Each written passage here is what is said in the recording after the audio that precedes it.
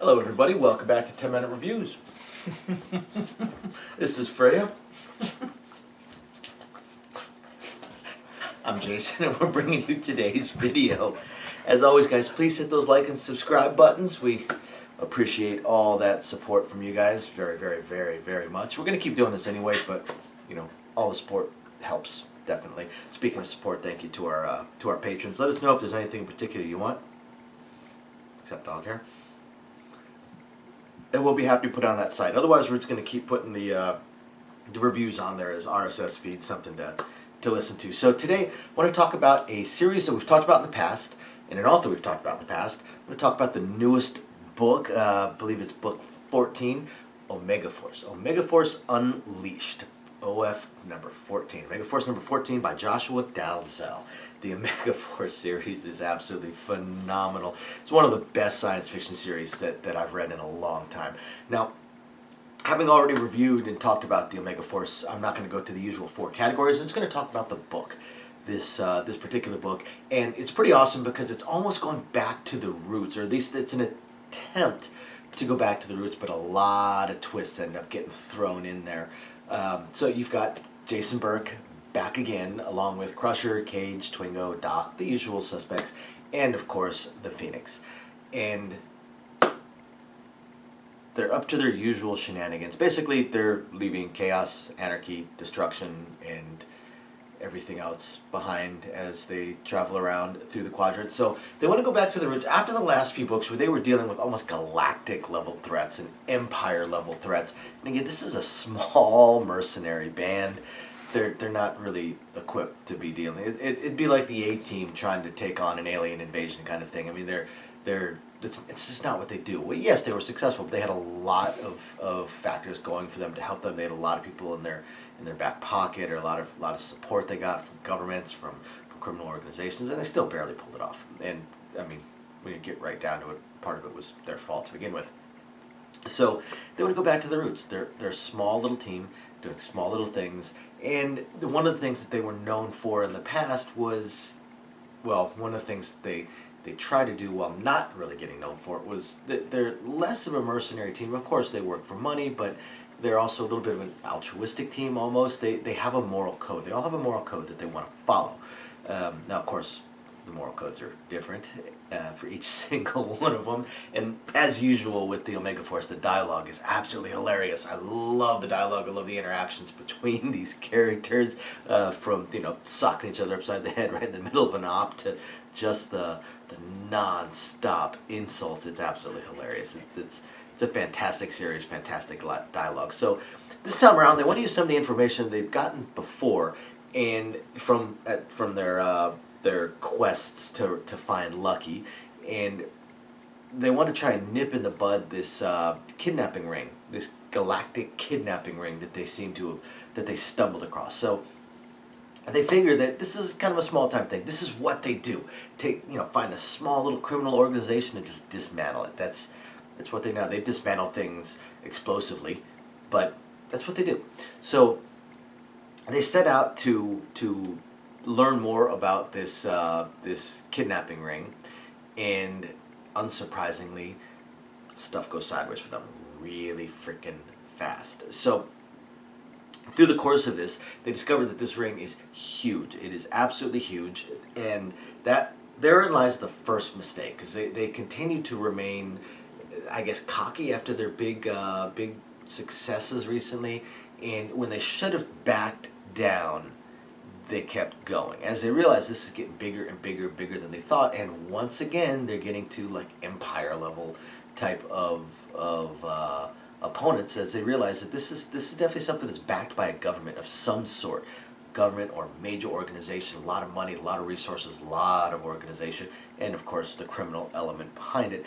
And they keep going. They keep going. Now they're doing it a piece at a time, and they are just absolutely ruining the day of the person that is running this.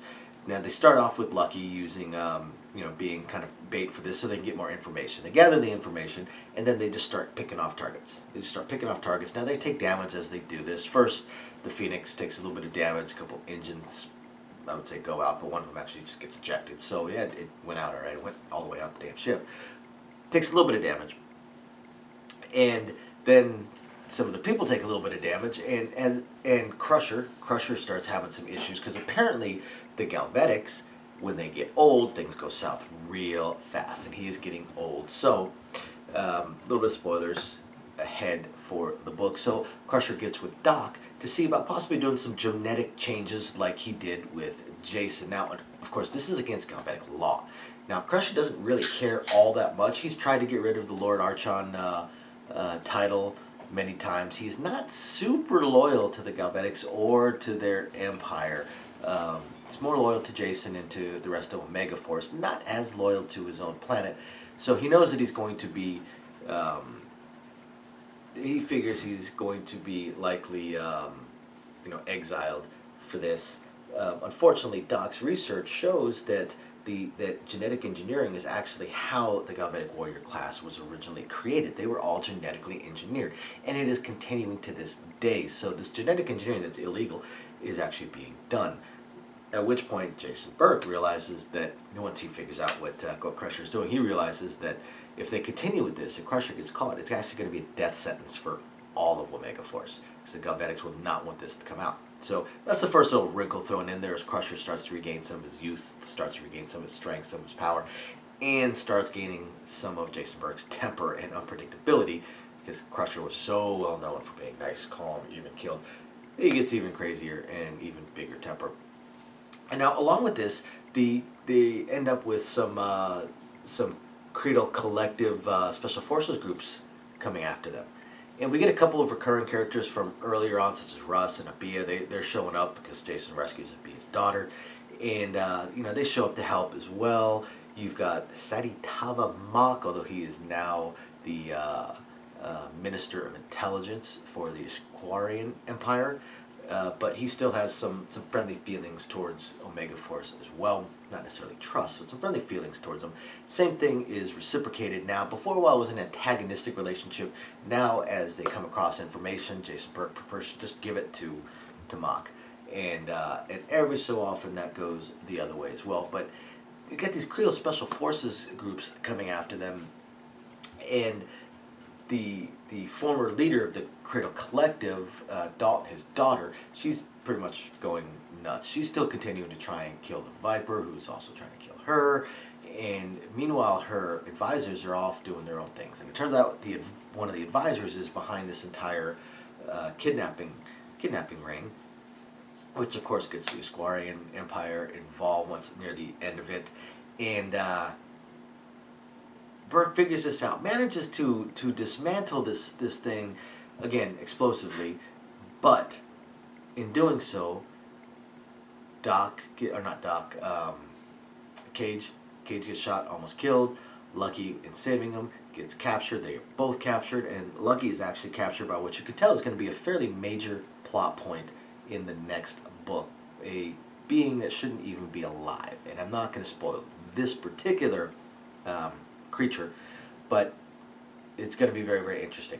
So I'm pretty sure the next book is going to deal a lot with the Creedle Collective, and as it's continuing to fall apart, and Dalton's daughter, as she continues to fall apart, leading it, and the search once again for Lucky. Once again, they are searching for Lucky, and this time they're searching for Lucky and Cage. Now, I actually have a feeling that Lucky and Cage are going to be just fine. Cage is pretty much the linchpin of Omega Force, even though he doesn't show up. But Omega Force 14, absolutely phenomenal. An attempt to go back to the roots. I hope you guys, after you hit the like and subscribe buttons, will go check it out. Thank you everybody for watching. We'll catch you next time. Bye now.